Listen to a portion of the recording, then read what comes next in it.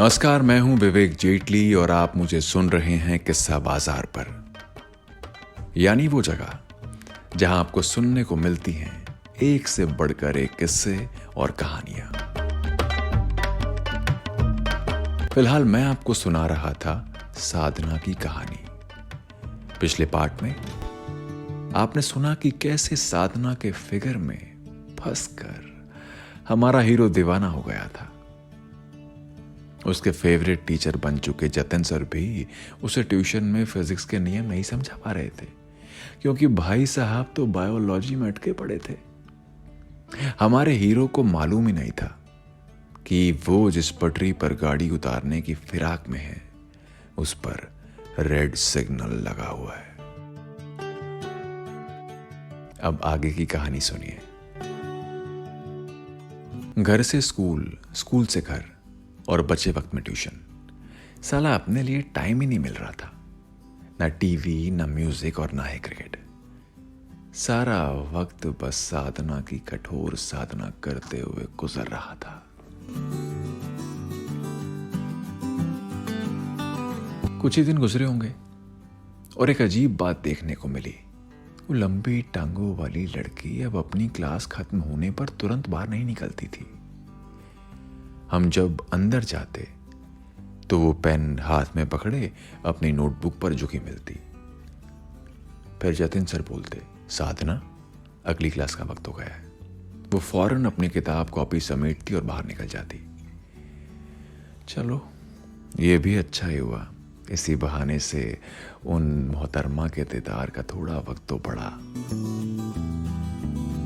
वो उम्र में बड़ी थी, स्कूल में सीनियर थी और जिस्मानी तौर पर भी मुझसे ऊंची और तगड़ी थी, मगर फिर भी मेरा कलेजा तो उसे ही देखकर ठंडा होता था।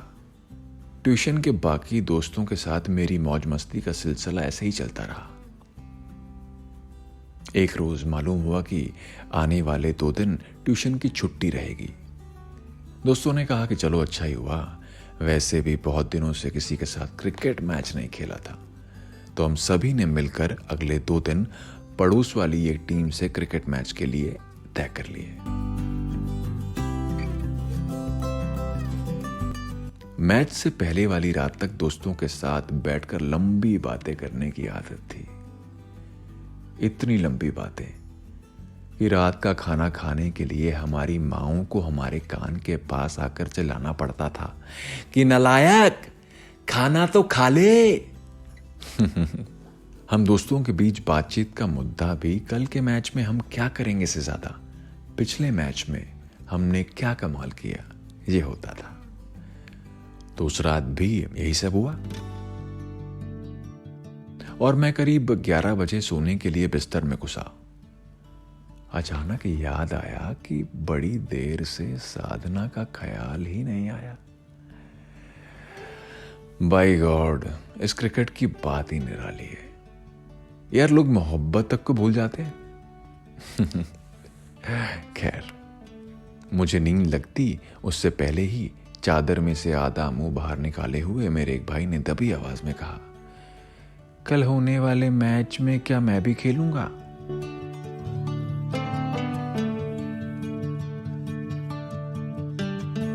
सुबह पापा की बड़ी तेज डांट के साथ मेरी नींद खुली।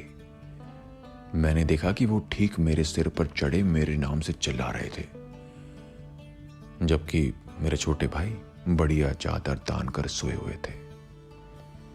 ये मेरे लिए रोज बजने वाला अलार्म था, इसलिए मैं तुरंत बिस्तर से नीचे कूदा और इस बात का पूरा ख्याल रखते हुए कूदा कि पापा से दूर ही रहूं, वरना उनका क्या भरोसा, वो एक आध रख ही देंगे।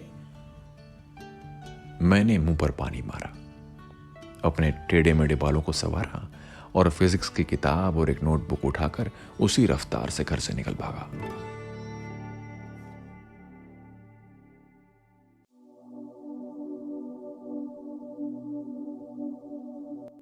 बाहर पहुंचकर देखा कि अभी तक दिन नहीं निकला था।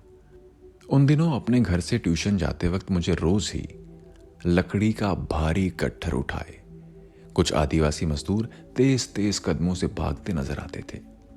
मैं पहले उन्हें देखा करता, फिर उनके सिर पर रखे गट्ठर को और फिर उनकी तेज रफ्तार को। उसके बाद मैं अपने हाथ में दबी कुछ 100 पन्नों की उस फिजिक्स की किताब को देखता, जो मुझे उस लकड़ी के गट्ठर से भी ना ज्यादा भारी मालूम पड़ती थी। गट्ठर का बोझ तो फिर भी सिर पर ही पड़ता है, जबकि किताबों, फिजिक्स, केमिस्ट्री, मैथ्स का बोझ मेरे सिर के अंदर मौजूद उस नाजुक भेजे पर पड़ता था, जिसमें सिर्फ मोहब्बत के लिए जगह थी। खैर, लकड़ी का गट्ठर लिए जा रहे उन मजदूरों के पीछे चलते हुए मैं एक पुलिया तक चला आया था।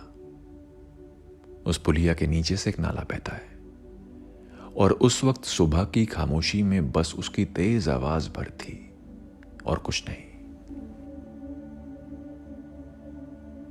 मैं वहीं ठहर गया। अचानक मुझे याद आया कि ट्यूशन तो है ही नहीं। जतिन सर ने तो 2 दिन की छुट्टी दी हुई है। मैं तुरंत वापस घर जाने के लिए मुड़ा, लेकिन तभी पिताजी का ख्याल आया और मैं आगे बढ़ते बढ़ते रुक गया, क्योंकि मुझे मालूम था कि अगर मैंने घर लौटकर पिताजी को ट्यूशन की छुट्टी होने की बात बताई तो उन्हें यकीन नहीं होगा और वो उसे मेरा पुराना बहाना मानकर मेरी पिटाई लगा देंगे। मैं वहीं उसी पुलिया पर खड़ा होकर उन सारे बहानों को याद कर रहा था जिन पर वो विश्वास कर सकते थे। मेरे ठीक नीचे नाला होने की वजह से वहां पर बहुत ठंडी हवा बह रही थी। उस बहते पानी के शोर के बीच पंछियों की चहचहाहट सुनाई देने लगी। मालूम हुआ कि मेरे जागने के बाद अब परिंदों के भी जागने का वक्त था। मैंने तय किया कि वापस घर लौटकर सीन क्रिएट करने से बेहतर है कि मैं जतिन सर के घर ही चला जाऊं। मुझे वहां चाय भी मिल जाएगी और सर से बातचीत भी हो जाएगी। पहले भी कई बार मैं जतिन सर के साथ लंबा टाइम पास कर चुका था, इसलिए मुझे यह भरोसा था कि वो छुट्टी के दिन मुझे सामने देखकर नाराज नहीं होंगे। मैं तेजी से उनके घर की तरफ चल पड़ा।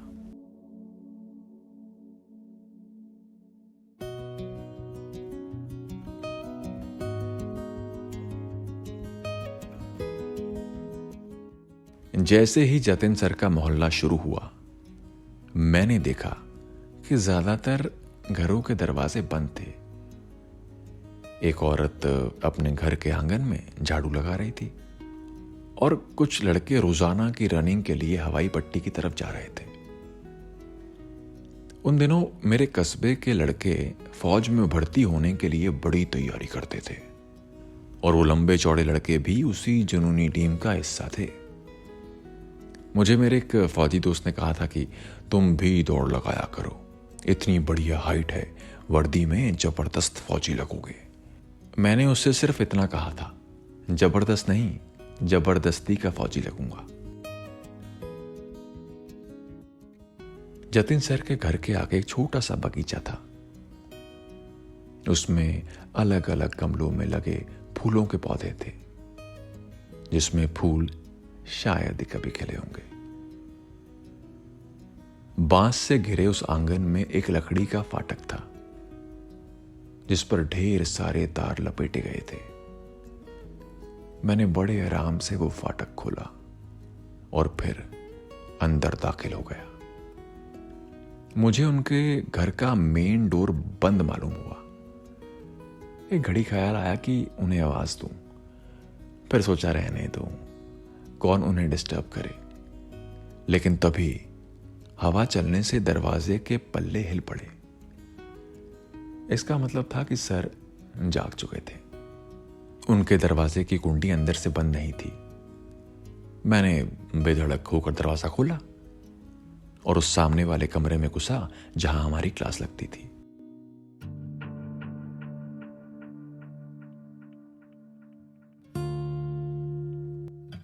मैंने अपनी किताब और नोटबुक एक लोहे के ड्रम पर रखी, जिस पर ऊन से बनी सफेद रंग की झालर बिछी हुई थी, जो काफी समय से धुली न होने के कारण मटमैली सी हो गई थी। तभी अंदर वाले कमरे के साथ ही लगे किचन में जल रहे स्टोव की आवाज मेरे कानों में पड़ी।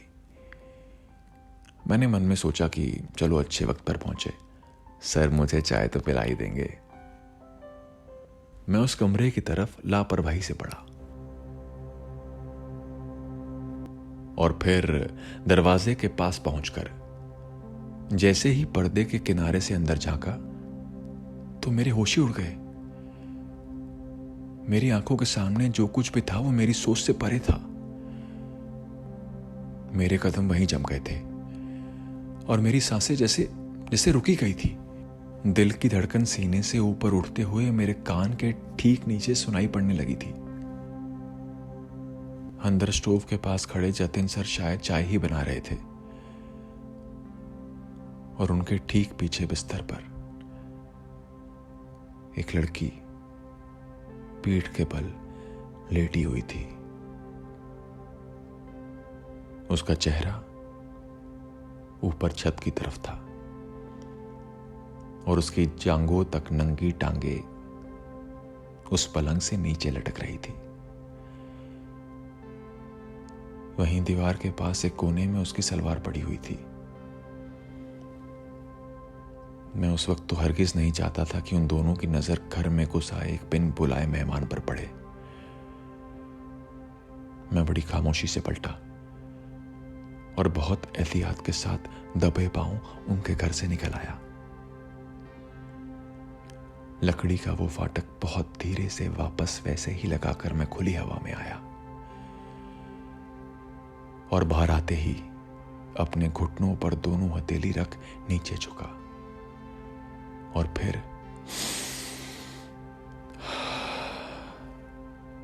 एक भरपूर सांस अंदर खींची। मैं उस लड़की को जानता था और उसकी उन लंबी टांगों को भी अच्छी तरह पहचानता था। उस कोने में पड़ी उसकी लाल सलवार को भी मैंने कई बार देखा था, लेकिन ऐसे उसके जिस्म से जुदा होकर नीचे पड़ी हुई नहीं, बल्कि हमेशा उसके पैरों को ढके हुए।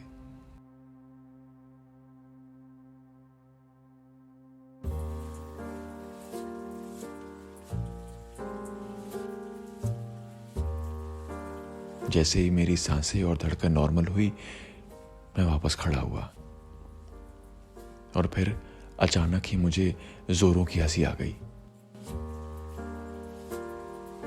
हमारे ज़हीन और शालीन मास्टर साहब ने अपनी सर्द सुबहों को गर्म रखने का लंबा इंतजाम कर रखा था। बस अब उन्हें जरूरत थी एक बड़ा सा पलंग खरीदने की। अगले दिन मैं ट्यूशन नहीं गया, लेकिन जब स्कूल पहुंचा तो जतिन सर से उनके पीरियड में सामना हो ही गया।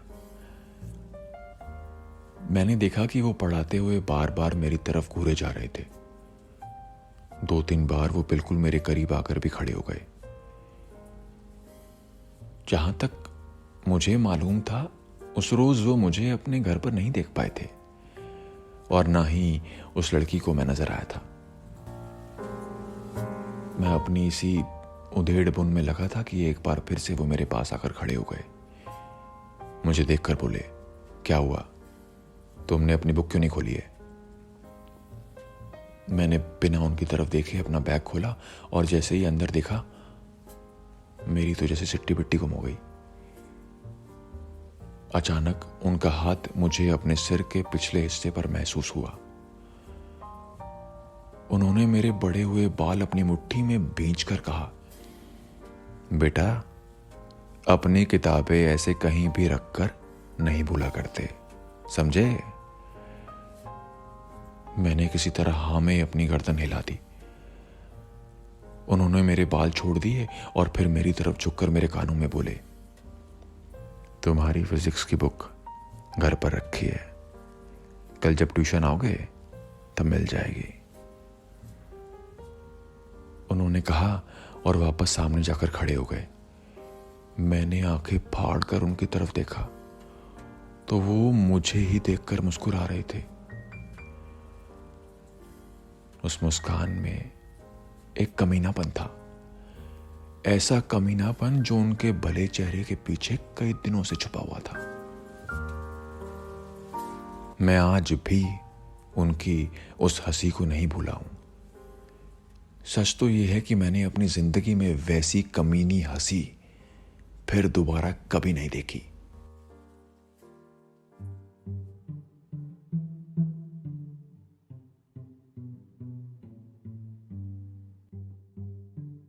मैं नहीं जानता कि आज 20-22 साल बाद जतिन सर कहाँ हैं।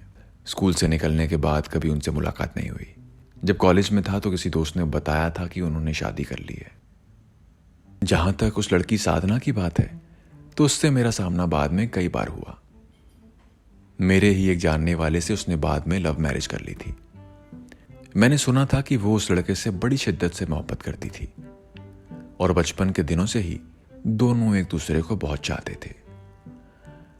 हाँ, अब मुझे ये नहीं पता कि उसका बचपन कब शुरू हुआ था, जतिन सर से क्लास लेने से पहले या फिर उसके बाद। तो दोस्तों, ये था किस्सा साधना का। हो सकता है आप ऐसे किस्सों को सुनते हुए इस सोच में डूब जाते होंगे कि ये सब सच है या सिर्फ फसाना है। तो दोस्तों, मेरा तो काम है आपको किस्सा सुनाना। अब उसे सच या झूठ मानना आपकी अपनी समझ पर निर्भर है।